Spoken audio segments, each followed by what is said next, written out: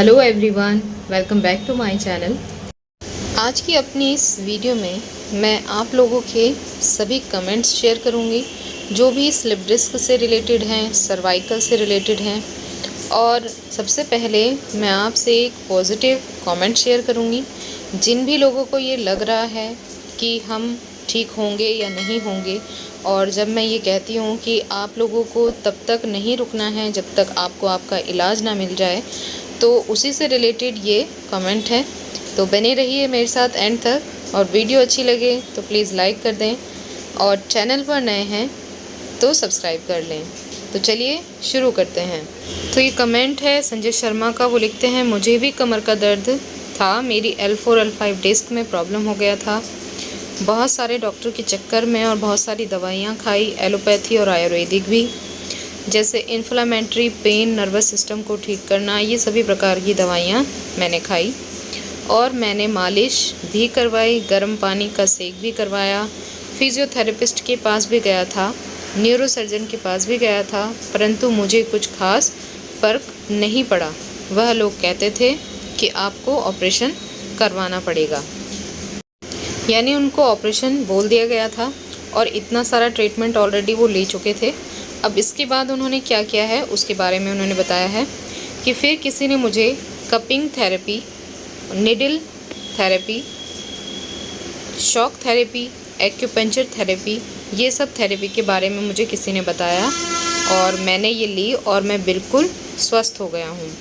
अब इसके आगे वो लिखते हैं कि इस थेरेपी के दौरान मैंने कोई दवा नहीं ली। ये सब थेरेपी आपका ब्लड सर्कुलेट करती हैं, जो नस दब गई है उसे ठीक करती हैं। मेरे बहुत सारे मित्र इस थेरेपी से ठीक हुए हैं। चाहे कोई भी दवाई आप खाइए, आपको बहुत समय लग जाएगा ठीक होने में। आपको आगे की तरफ नहीं झुकना है, वज़न नहीं उठाना है, चलते समय आपको झुककर नहीं चलना है, बिल्कुल स्ट्रेट चलना है, और कमर में बेल्ट लगाकर रखें। तो ये उन्होंने अपना एक्सपीरियंस शेयर किया है। साथ में उन्होंने ये भी लिखा है कि अपने मन में हमेशा एक पॉजिटिव विचार रखिए कि आप जल्दी स्वस्थ हो जाएंगे। तो यहाँ पर मैं आपको बताना चाहती हूँ कि देखिए, डिपेंड करता है आपकी बॉडी पर कि आपकी बॉडी को किस चीज़ की ज़रूरत है। बहुत सारे लोग सिर्फ फिजियोथेरेपी से ठीक हो जाते हैं, बहुत सारे लोग एक्सरसाइज से ठीक हो जाते हैं, और जो ये थेरेपी इन्होंने बताई है तो इससे भी लोग ठीक होते हैं। इन्होंने बताया कि इनके बहुत सारे मित्र ऑलरेडी ठीक हो चुके हैं। तो लेकिन यहाँ पर ये मैं बता दूँ कि कुछ थेरेपीज़ जो हैं बहुत ही कॉस्टली होती हैं, हर कोई उसे अफोर्ड नहीं कर पाता है, लेकिन जो अफोर्ड कर सकता है वो यहाँ जा सकता है और ये थेरेपी ले सकता है। और अगर आपको कॉस्टली ना होती हो तो बहुत ही अच्छी चीज़ है, अगर कहीं ऐसी जगह मिल जाए जहाँ खर्चा कम हो और आप इसे करवा सकें। तो ये डिपेंड आपकी बॉडी के ऊपर करता है कि आपकी बॉडी किस चीज़ के प्रति जल्दी रिएक्ट कर रही है। जैसे कुछ लोगों ने यूनानी मेडिसिन खाने के तुरंत बाद बताया कि 10 दिन में रिलीफ आ गया 80%, और 15 दिन में रिलीफ आ गया है। तो ये बॉडी रिएक्ट करती है, यानी कि वो उस मेडिसिन को एक्सेप्ट कर रही है और आपकी जो बॉडी में कमी है उस चीज़ को वो दूर कर रही है, और आपको रिलीफ आता जा रहा है। अब उस चीज़ को कंटिन्यू रखना है, वो इन्होंने भी शेयर किया है कि भाई आगे नहीं झुकना है, कोई वज़न नहीं उठाना है, चलते हुए भी ध्यान रखें कि गर्दन नीचे ना झुकी हो। इस तरह के जो परहेज़ हैं ये आपको कंटिन्यू रखने हैं और आप ठीक हो सकते हैं।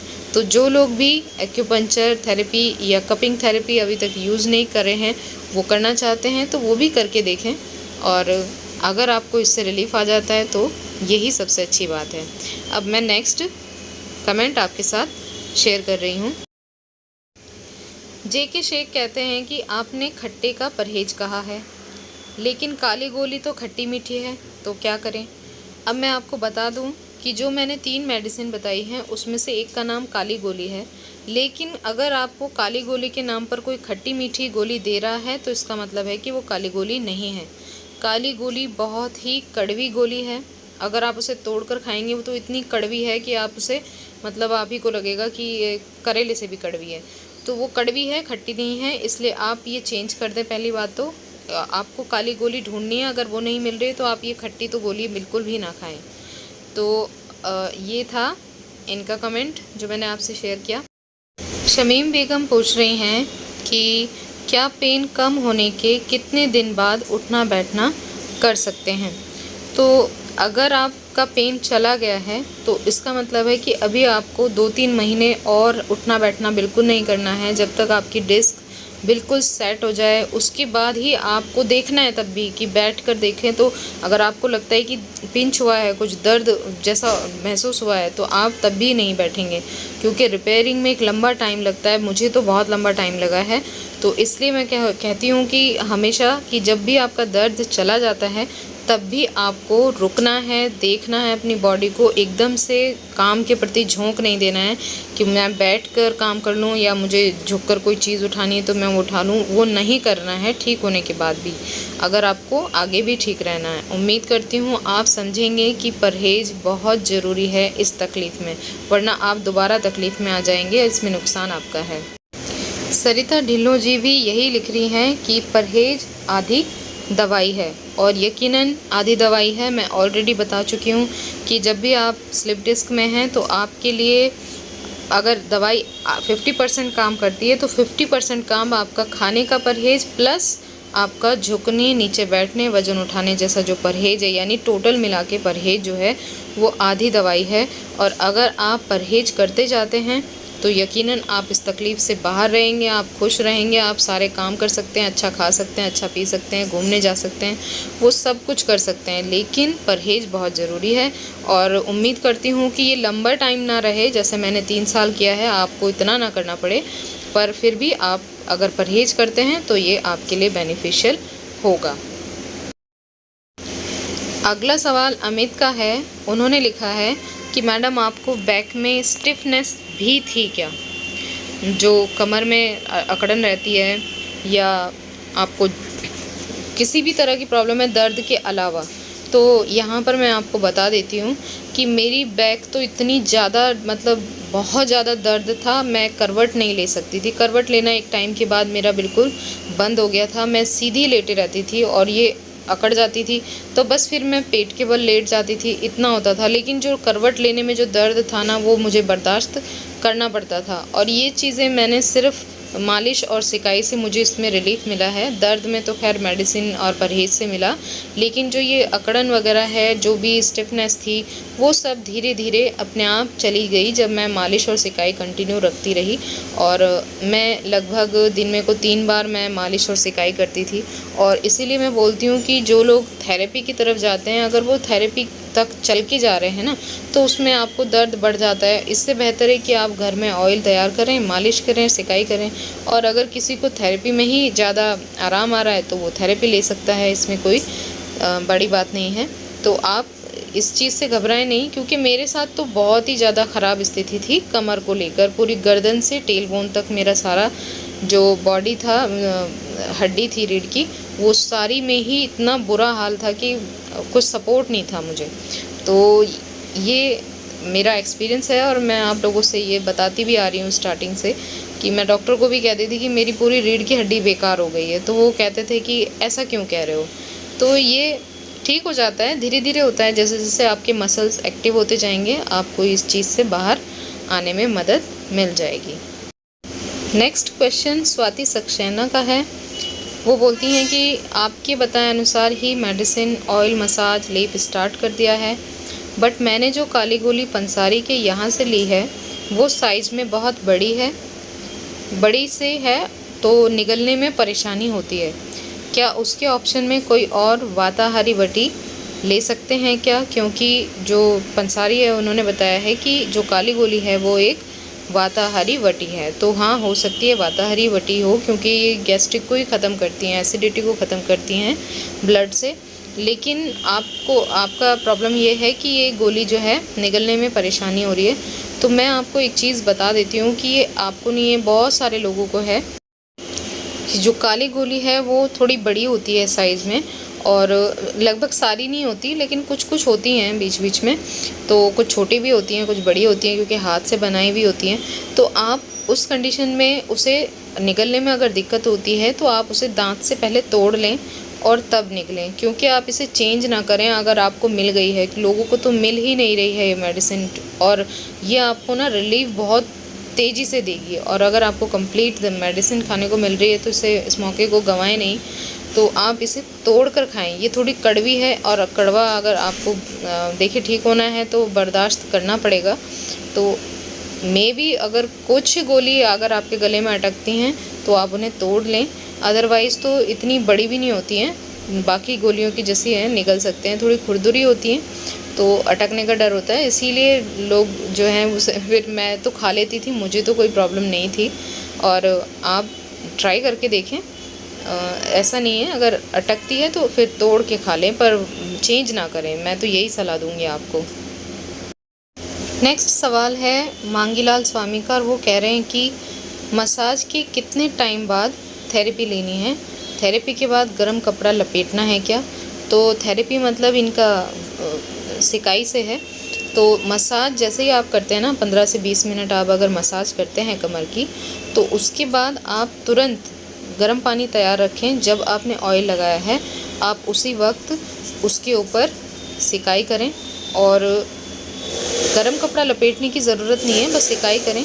दिन में को 2-3 बार करना है तो कपड़ा क्यों लपेटना है, आप ऐसे ही थेरेपी ले सकते हैं। ये कंप्लीट थेरेपी हो जाती है जब आप मसाज करते हैं और उसके बाद आप सिकाई करते हैं। और सिकाई के लिए मैंने बताया है कि हॉट वाटर बॉटल आती है, उसमें गर्म पानी भरें और उसी को आपको यूज़ करना है सिकाई के लिए। अगला कमेंट है सुबोही कोहली का, वो लिखती हैं कि मुझे भी स्लिप डिस्क है, लॉकडाउन से पहले पेन स्टार्ट हो गया था, फिर एमआरआई से पता चला कि ये प्रॉब्लम है। स्टार्टिंग में सेंटर कैनाल मेजरिंग 7.5 mm था, बट एक्सरसाइज और परहेज करके मैंने 1 साल के अंदर मेजरिंग 13 mm कर लिया। बट अभी मैंने एक्सरसाइज थोड़ा कम कर दी है और मेरा वेट लूज़ नहीं होता है। ऐसा नहीं कि मेरी डाइट ज़्यादा हो। I am 25 year old. मुझे कुछ दिन से ये पेन वापस शुरू हुआ है जो मेरे कमर पर हो रहा है। मैं केव गार्डन गई थी, वहीं से मुझे पेन स्टार्ट हो गया। तो मुझे आपसे ये पूछना है कि ये प्रॉब्लम हमें कभी भी शुरू हो सकती है, या क्या हमें परहेज लंबे टाइम मतलब पूरी लाइफ तक हमें ये परहेज करने पड़ेंगे और तभी हम ठीक रहेंगे? Please reply. तो मैं आपको बता देती हूँ कि देखिए, खाने पीने के परहेज तो आपको हमेशा नहीं रखने पड़ते हैं, लेकिन आपको झुकने, सीढ़ी चढ़ते वक्त और वज़न उठाने का, अगर आप कंप्लीट ठीक हो गए हैं तो मेरे ख़्याल से इसे वापस नहीं आना चाहिए।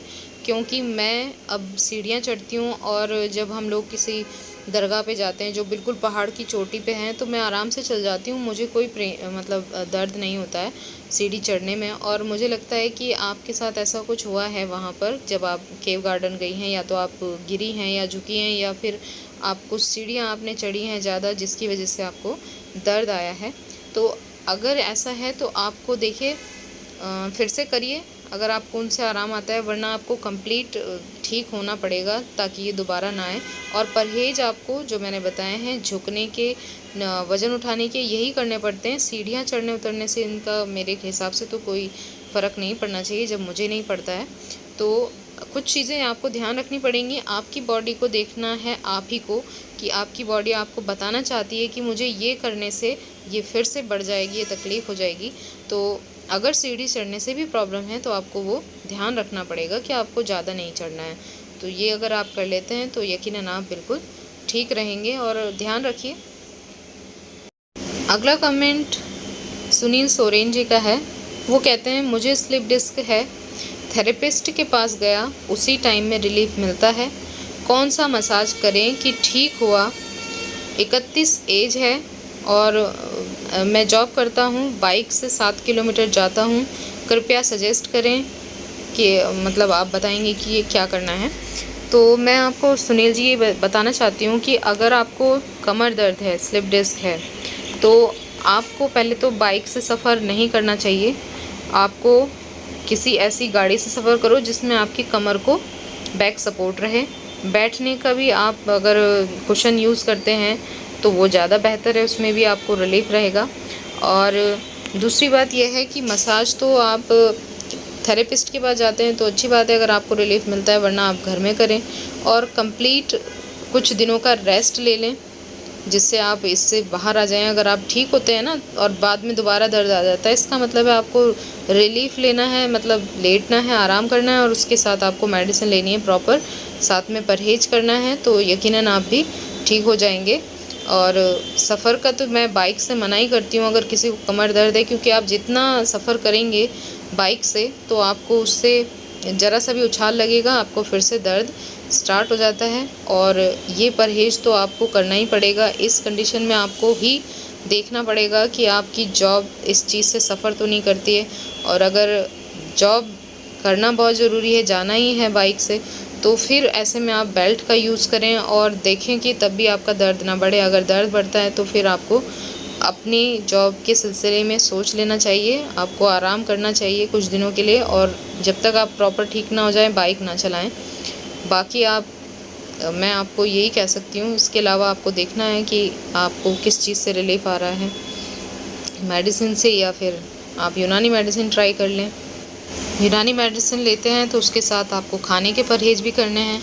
और मसाज को मैंने आपको बताया है कि मैंने मसाज घर पर ही ली है, मैं थेरेपिस्ट के पास नहीं जाती थी, और 3 टाइम मसाज करती थी और उसके बाद सिकाई करती थी, और इससे मुझे बहुत रिलीफ मिलता था। तो ये आप भी कर सकते हैं। और जब आप प्रॉपर ठीक हो जाएं उसके बाद ही आपको देखना है कि आपको बाइक चला सकते हैं या नहीं, वरना आप उसका परहेज़ रखेंगे तो आपको रिलीफ रहेगा। अगला सवाल अंशु गुप्ता जी का है। वो पूछ रही हैं कि मैंने कितने दिनों बाद से वॉकिंग स्टार्ट कर दिया था ठीक होने के बाद, है ना, और कितने साल खाने का परहेज़ मैंने किया है। तो देखिए, खाने का परहेज़ मैंने तभी तक किया है जब तक कि मैंने मेडिसिन ली हैं, और ये ऑलमोस्ट 3 साल का अरसा था जिसमें मैंने खाने का परहेज़ किया है बखूबी अच्छे से। और उसके बाद मैंने खाने का परहेज़ बिल्कुल नहीं किया है। मैं नॉर्मल खाना जो घर में बनता है वो मैं खाती हूँ, सब कुछ खाती हूँ, ठीक है। और वॉकिंग का ये था कि जैसे जैसे मुझे रिलीफ मिलता गया तो धीरे धीरे वॉकिंग स्टार्ट हो गई थी। जैसे कुछ दूरी पे शॉप है, वहाँ जाना है, सब्ज़ी लेने जाना है, तो मैं थोड़ा थोड़ा चलने लगी थी जब भी मुझे रिलीफ आता हुआ महसूस हो रहा था। तो ये मैं 1 साल के बाद से ही मैंने स्टार्ट कर दिया था, जब मुझे 70-80% मुझे रिलीफ था, मतलब उसके बाद मैंने वॉकिंग स्टार्ट कर दी थी। पर मैं ज़्यादा डिस्टेंस तक नहीं जाती थी जिससे मेरा दर्द ना बढ़ जाए, तो मैं ये अवॉइड करती थी, ज़्यादा लंबा नहीं चलती थी। फिर वो धीरे धीरे वॉकिंग पीरियड जो है वो बढ़ता चला गया। तो अभी प्रॉपर मैं आराम से 1 घंटे का वॉक करके आ जाती हूँ और बिल्कुल कोई परेशानी नहीं है। लेकिन यही है कि आपको देखना पड़ेगा कि आपको कब दर्द मतलब ज़्यादा महसूस होने लग जाता है, आप तो तुरंत आराम की पोजीशन में आ जाएं, ज़्यादा वॉक ना करें। तो जैसे आप ठीक होते जाते हैं ना, आपकी बॉडी आपको खुद बताती है कि हाँ अब आप चल सकते हो, आप कितना देर तक चल सकते हो, आप कितनी देर बैठ सकते हो, कि आपकी बॉडी आपको बताती है। जैसे ही आपको लगता है कि दर्द बढ़ रहा है तो आप उठ जाएँ, आराम करें, जैसे आप बैठे हैं। और अगर आप चल रहे हैं और चलते हुए आपको लग रहा है कि अब पैरों में दर्द आ गया है, एड़ी में दर्द आ रहा है, जैसे मुझे आ जाता था, एड़ियों में दर्द आता था, तो मैं उस वक्त मतलब बैठ जाती थी कहीं थोड़ी देर के लिए, और तब मैं ज़्यादा नहीं चलती थी। वैसे धीरे धीरे ही मैंने चलने को अपनी लाइफ में ऐड किया है, और अब प्रॉपर चलती हूँ, उसमें कोई प्रॉब्लम अब नहीं है मुझे। अगला सवाल है दीप्ति माई का। उन्होंने पूछा है कि मेरा इंस्टाग्राम नहीं है, मैं आपसे कैसे कांटेक्ट करूं। तो मैंने जिनका भी इंस्टाग्राम आईडी नहीं है उन लोगों के लिए मैं फ़ेसबुक जो अकाउंट है उसका जो नाम है वो मैं शेयर कर देती हूँ, और आप भी मुझे फ़ेसबुक पर आकर मुझे कमेंट कर सकते हैं, वहाँ मतलब मैसेज कर सकते हैं, मुझे बता सकते हैं कि आपका क्या प्रॉब्लम है, और आप मुझे अपना नंबर दे सकते हैं, तो मैं आपसे कांटेक्ट कर लूँगी। आप फ़ेसबुक आईडी मेरी देख लीजिए और आप वहाँ जाकर मैसेज करेंगे तो मैं बात कर लूँगी आपसे। अगला सवाल निमिषा त्रिवेदी का है। उन्होंने कहा है दीदी आपने शुरू में कितने दिन आराम किया था। तो निमिषा जी, मैं आपको बता दूं कि जब मैं स्टार्टिंग में जब मैं बहुत ज़्यादा तकलीफ़ में थी और मैं बिल्कुल खुद ही बिस्तर पर लेट गई थी, मैं चल फिर नहीं सकती थी, तो उस वक्त मैं करीब 2-3 महीने बेड पर लेटी रही थी कंप्लीट, और दूसरे ही लोग मेरा खाना पीना सब कुछ ला के मुझे देते थे। तो मैं उस वक्त सिर्फ टॉयलेट वगैरह के लिए ही उठती थी, बाकी मैं 2-3 महीने लेटी रही। लेकिन उस कंडीशन में मेरा बॉडी जो है और ज़्यादा बेकार हो गया था, तो मतलब मुझे उससे रिलीफ़ नहीं मिला था। मेडिसिन मैं ले रही थी, जो भी मुझे बता रहा था कोई, तो मैं वहाँ से मेडिसिन ले रही थी, लेकिन मुझे उससे रिलीफ़ नहीं मिल रहा था। तो मुझे बेड रेस्ट से आराम नहीं मिला है। मुझे जब आराम मिला है तब जब मैं अपना घर का भी काम करती थी और मेडिसिन लेती थी, जब मैंने यूनानी मेडिसिन ली है, मैंने बताया है पहले भी। तो अब अगला सवाल गुरजिंदर सिंह का है। उन्होंने पूछा है क्या आपके हाथ में पेन था? तो पेन मुझे कंधे तक महसूस होता था, गर्दन से कंधे तक, और जो लेफ़्ट वाला हाथ है मेरा, तो उस वाले हाथ में मुझे पूरी झंझनाहट रहती थी, सुनपन होता था और कमज़ोरी आ गई थी बहुत ज़्यादा। मतलब उस हाथ से मुझे ऐसा लगता था अब इसमें जान ही नहीं रही है। बहुत ज़्यादा, बहुत ही गंदी फीलिंग थी वो। और उसी वक्त मैं डिप्रेशन में चली गई थी। मुझे लगा कि अब ये हाथ और पैर दोनों जो है मेरे बेकार हो गए हैं। तो मुझे सिर्फ मतलब झुंझुनाहट और सुनपन और कमज़ोरी थी हाथ में। और ये तब होता है जब आपको सर्वाइकल भी हो जाए। तो उस वक्त मुझे, क्योंकि गर्दन में बहुत दर्द था, गर्दन तो मेरी सपोर्ट ही नहीं करती थी मुझे, तो ये उसी की वजह से था, जो धीरे धीरे अपने आप ही सही होते चला गया जब मैंने मेडिसिन स्टार्ट की थी। और अब प्रॉपर ठीक है, कोई परेशानी नहीं है। ना मैंने गर्दन की सिकाई की, ना कुछ मसाज वगैरह मैंने गर्दन की कुछ नहीं की है। सिर्फ खाली मेडिसिन ली हैं जो स्लिप डिस्क की ली थी मैंने, और उन्हीं से मैं ठीक हुई हूँ। अगला सवाल राहुल भाटी का है। उन्होंने मुझसे पूछा है कि मैम, सर्वाइकल में गर्दन में सूजन भी आ जाती है क्या? तो हाँ, जब आपको वो सर्वाइकल होता है तो जो सर्वाइकल में जैसे गर्दन से नीचे की आप एक हड्डी देखते हैं, थोड़ा उभरी हुई सी होती है कंधों के बीच में, तो वहाँ पे सूजन आ जाती है, बहुत ऊंचा हो जाता है उठ के, वो जो मेरा भी हो गया था। और यहाँ पे आप सिकाई कर सकते हैं और मालिश करें, मतलब हल्का सा ऑयल मसाज करें, उसके बाद सिकाई करें, तो ये सूजन धीरे धीरे आपकी अपने आप चली जाती है। और मेडिसिन मैंने आपको बताई ही हैं कि अगर आप किसी हकीम से मिल लें या तो फिर आप वो मेडिसिन ट्राई कर सकते हैं जो मैंने ली है। तो सर्वाइकल के लिए भी वही मैंने किया है, मैंने कुछ अलग से इसमें नहीं किया है। तो जिस जगह पे सूजन आती है उस जगह पे आप मालिश और सिकाई करेंगे या लेप का यूज़ करेंगे तो आपकी सूजन अपने आप ही कम होती चली जाती है। और जैसे सूजन कम होती है वैसे ही आपकी जो दर्द है जिस जगह पे, वो रिपेयर होना स्टार्ट हो जाता है, वो ठीक होना शुरू हो जाता है। तो आप लेप का यूज़ ज़रूर कर लें। और यहाँ पे मैं बता दूँ कि जिन लोगों को भी मेडिसिन चाहिए जो मैंने ली हैं, वो मैंने आपको नाम वगैरह सब बताए हैं डिटेल में, परहेज़ भी बताए हैं। वीडियो का लिंक मैं डिस्क्रिप्शन में डाल दूँगी, आप वहाँ से देख सकते हैं। और उसे यूज़ करने का तरीका भी बताया है। या फिर आप किसी हड्डी वाले हकीम से मिल लें, आप वहाँ उनसे मेडिसिन ले लें प्रॉपर। लेकिन परहेज़ आप वो सब करने हैं जो मैंने किए हैं, चाहे आप कोई भी मेडिसिन ले रहे हों। तो आप ऐसा करते हैं तो यकीनन आप इस तकलीफ़ से बाहर आ जाएंगे। अगला सवाल नंदिनी गौरे का है। उन्होंने मुझे लिखा है कि मुझे डॉक्टर ने आगे झुकने को बोला है।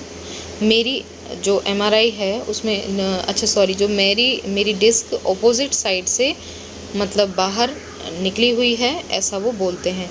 तो नंदिनी जी, स्लिप डिस्क आपने देखा ही होगा कि डिस्क जो है वो गोल होती है, तो वो किसी भी तरफ से बाहर, मतलब उसमें से जेल जैसा जो लिक्विड होता है वो किसी भी तरफ से बाहर आ सकता है। अगर वो आगे की तरफ फटी है तो आगे की तरफ से आएगा, और पीछे की तरफ फटी है तो पीछे की तरफ से आएगा।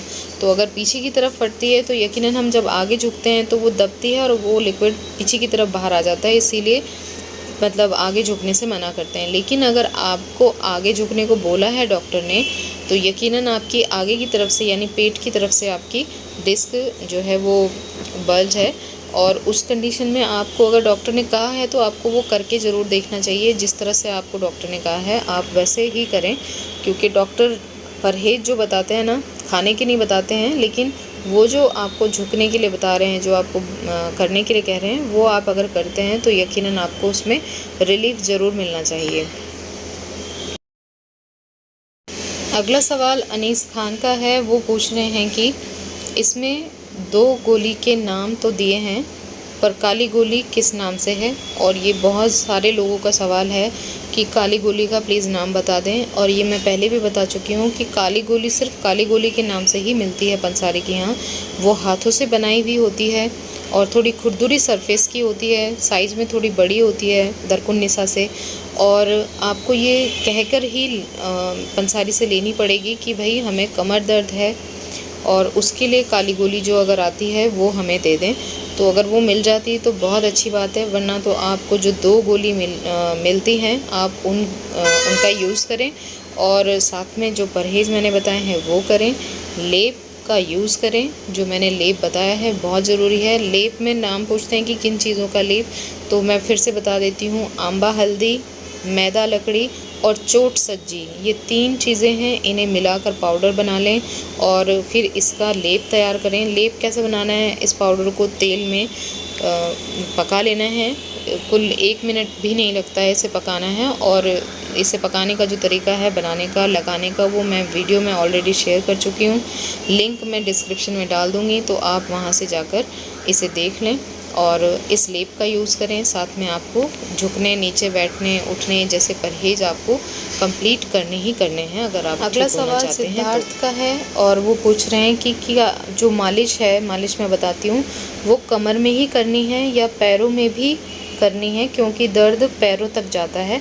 तो मुझे पता है कि पैरों तक दर्द ज़रूर जाता है, लेकिन आपको massage L4, L5, L5, S1 वाली जगह पे करनी है, जहाँ पर आपको डिस्क बल्ज या डिस्क प्रोलैप्स जो भी है आपके साथ, स्लिप डिस्क है, आपको उसी जगह पर आपको ये मसाज करनी है और सिकाई करनी है, क्योंकि दर्द की जड़ यहीं पर है। और अगर आप यहाँ पे मालिश करते हैं तो आपके पैरों तक का जो दर्द है वो धीरे धीरे अपने आप ही चले जाएगा, जैसे ही सूजन हटेगी आपकी कमर में से। तो आपको मालिश आपको कमर में करनी है, ना कि पैरों पे करनी है। अगर आपको मन है तो आप कर सकते हैं, वैसे कोई इसमें बुराई नहीं है, लेकिन अगर आप ऊपर ही करते हैं तो उतना ही रिलीफ मिलेगा। अगला सवाल अनीस खान का ही है। वो पूछ रहे हैं कि ये दवाई कब तक लेनी है। तो दवाई आप ले सकते हैं। देखिए, मैंने तो 3 साल तक ली हैं, लेकिन जब तक आपको रिलीफ मिल जाता है, आप पूरी तरह से ठीक हो जाते हो, तब तक आप ये दवाई ले सकते हो। और अगर आपको ये डाउट है कि मतलब ऐसे लें या नहीं लें, तो किसी हकीम से मिल लें, जो हड्डी वाले अच्छे हकीम होते हैं, उनसे मिलकर ही आप दवाई लें, और जब तक आपको रिलीफ आता है आप ले सकते हैं। एक और सवाल था, दवा का नाम क्या है, ये सुनीता सेन ने पूछा है और बहुत सारे लोग जानना चाहते हैं दवा का नाम। तो नीचे डिस्क्रिप्शन में वो वीडियो का लिंक है जिसमें दवाओं के नाम आपको मिल जाएंगे, आप वहां से जाकर देख लें। दवाओं के साथ परहेज़ भी करने हैं, वो भी उस वीडियो में बताए हैं, इसीलिए मैं कहती हूँ वीडियो को देखें प्रॉपर, क्योंकि नाम अगर मैं बता दूँगी तो डोज़ कैसे लेनी है काफ़ी लंबा हो जाता है, और आप वीडियो देख लेंगे तो आपको प्रॉपर जानकारी वहाँ से मिल जाएगी।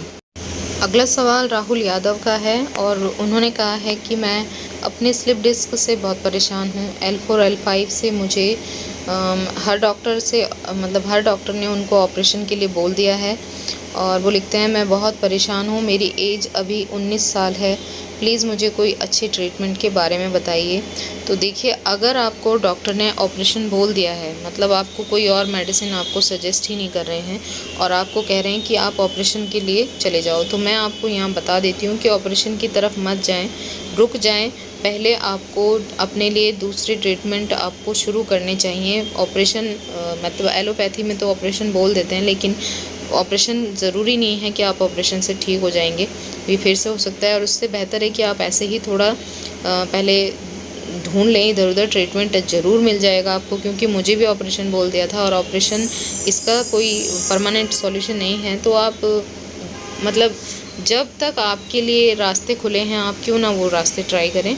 आपको चाहिए कि आप एलोपैथी को छोड़कर आयुर्वेदिक, यूनानी या होम्योपैथी, आपको जो भी सूटेबल है आपके लिए, आप वो मेडिसिन ट्राई करें और देखें कि आपको किस चीज़ से रिलीफ मिल रहा है। तो सबसे पहले तो आप किसी अच्छे हड्डी वाले हकीम को देख लें।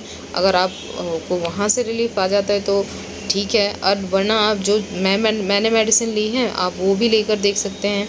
और मेडिसिन के साथ आपको परहेज़ वगैरह मैं बताती रहती हूँ, वो चीज़ तो आपको अभी से ही कर देनी चाहिए। आपकी स्टार्टिंग है तो आपको बिल्कुल जल्दी रिलीफ आ जाएगा। ऐसा कोई ज़रूरी नहीं है कि डॉक्टर ने ऑपरेशन बोल दिया है तो आपको आराम नहीं आएगा। बहुत सारे लोग हैं जो ऑपरेशन वाले थे, ठीक हो गए हैं, बिल्कुल ठीक हो गए हैं मेरी तरह, तो आप भी ठीक हो जाएंगे। तो घबराएं नहीं, पहले तो टेंशन को दूर करें और अपने लिए मेडिसिन ढूंढना शुरू करें और ट्राई कर के देखें। अगर एक से नहीं आता है तो दूसरी ज़रूर ट्राई करें, यकीनन आपको रिलीफ आ जाएगा। घबराएं नहीं, बिल्कुल भी टेंशन नहीं लेनी है, ठीक है। अगला सवाल राहुल यादव का है कि कहाँ पर ये दवाई मिलेंगी। तो मैं आपको बताती चलूँ कि ये दवाइयाँ मेडिकल स्टोर जो होते हैं ना नॉर्मली, उन पे नहीं मिलती हैं। यूनानी मेडिसिन, ये आपको किसी पंसारी की शॉप पर या किसी यूनानी मेडिकल स्टोर पर या किसी हकीम की शॉप पर मिल जाएंगी। और अगर वहाँ पर भी आपको ये नहीं मिलती हैं तो मैंने ऑनलाइन लिंक शेयर किए हैं, फिर मजबूरी है फिर ऑनलाइन आप ख़रीद सकते हैं। तो ऑनलाइन के लिंक डिस्क्रिप्शन में मैं दे देती हूँ हमेशा ही हर वीडियो के नीचे, तो आप इसे वहाँ से परचेज़ कर सकते हैं और आपको ये मिल जाएंगी। इनके साथ आपको जो भी परहेज़ हैं मैं बताती हूँ वो सारे आपको करने हैं। तो उम्मीद करती हूँ कि बाकी लोगों को भी पता चल जाएगा कि मेडिसिन एक्चुअल में कहाँ से मिलेगी, तो आप अपने आसपास किसी मेडिकल शॉप पर पता कर लें। अगला सवाल है रविकांत सैनी और वो पूछ रहे हैं मैम गोंद सिया के बारे में बताएं, क्या ये वर्क करता है स्लिप डिस्क में? इसके बारे में टीवी पर देखा था, इसके बारे में वीडियो बनाएं, ये भी एक यूनानी मेडिसिन है। हाँ बिल्कुल, मैं जानती हूँ कि गोंद सिया एक यूनानी मेडिसिन है और जो हकीम सुलेमान है वो इसके बारे में बताते हैं टीवी पर। तो देखिए, किसी को कोई चीज़ शूट कर जाती है, किसी के लिए नहीं होती है, तो ये अलग अलग एक्सपीरियंस हैं लोगों के। और अगर इसके बारे में मेरा कोई एक्सपीरियंस नहीं है, पहले तो मैं बता दूं आपको कि मुझे तो इसके बारे में एक्सपीरियंस नहीं है, लेकिन जैसे ही कोई मुझे इसका एक्सपीरियंस शेयर करेगा कि हाँ मैंने ये लिया है और किस तरह से लिया है और मैं ठीक हुआ हूँ, तो मैं इसका डेफिनेटली एक वीडियो बनाकर अपलोड ज़रूर करूँगी आप लोगों के लिए कि ये बेनिफिशियल है, कितना बेनिफिशियल है। अभी मैं इसके बारे में कुछ भी नहीं बता सकती हूँ। अब आगे बढ़ते हैं। कोकन राज जी कहते हैं कि अपना फ़ोन नंबर दीजिए, मैं रिपोर्ट भेजना चाहता हूँ। तो मैं आप लोगों को बता देती हूँ कि अगर कोई मुझसे बात करना चाहता है या रिपोर्ट वगैरह दिखाना चाहता है, तो रिपोर्ट तो खैर मुझे पता ही है कि चलिए खैर भेजना ही है तो कोई बात नहीं, लेकिन अगर आपको बात करनी है ना तो मैं नंबर तो नहीं शेयर कर सकती हूँ यहाँ पे यूट्यूब पे, पर मैं आपको अपना जो इंस्टाग्राम आईडी है वो मैं शेयर करती हूँ, साथ में फेसबुक आईडी भी मैं बता देती हूँ, जहाँ पर आप मुझसे कांटेक्ट कर सकते हैं, फ़ोन नंबर वगैरह मुझे बता सकते हैं, मैं आपको खुद ही कॉल कर लेती हूँ और बहुत से लोगों से मैं बात करती रहती हूँ। तो आप अगर मुझसे बात ही करना चाहते हैं तो इंस्टाग्राम पर मैसेज कर दें, अगर इंस्टाग्राम यूज़ नहीं करते हैं तो फेसबुक पर आकर मैसेज करें और अपना नंबर मुझसे शेयर कर दें। जैसे ही मुझे वक्त मिलेगा मैं खुद आपसे कांटेक्ट कर लूँगी। तो बस आज के लिए इतना ही। आई होप कि आपको आज की वीडियो अच्छी लगी, और वीडियो अच्छी लगे तो प्लीज़ लाइक कर दें, चैनल पर नए हैं तो प्लीज़ सब्सक्राइब कर लें, और अगर आपको लगता है कि ये बेनिफिशियल है वीडियो तो इसे दूसरों तक शेयर ज़रूर करें, क्योंकि शेयर करने से ही दूसरों तक ये पहुंच सकती है। और चैनल को सब्सक्राइब कर लेंगे तो ये ज़्यादा से ज़्यादा लोगों तक वीडियो पहुंच जाएगी, जिससे बाकी लोग भी इससे फ़ायदा उठा सकते हैं। और उम्मीद करती हूँ कि आप लोग अपना बहुत ध्यान रख रहे हैं, बहुत परहेज़ रख रहे हैं, खाने का भी और फिज़िकल भी, और यकीनन आप पॉजिटिव थिंकिंग रखेंगे तो यकीनन इस चीज़ से बाहर ज़रूर आ जाएंगे। बस आज के लिए इतना ही, मिलते हैं नेक्स्ट वीडियो में।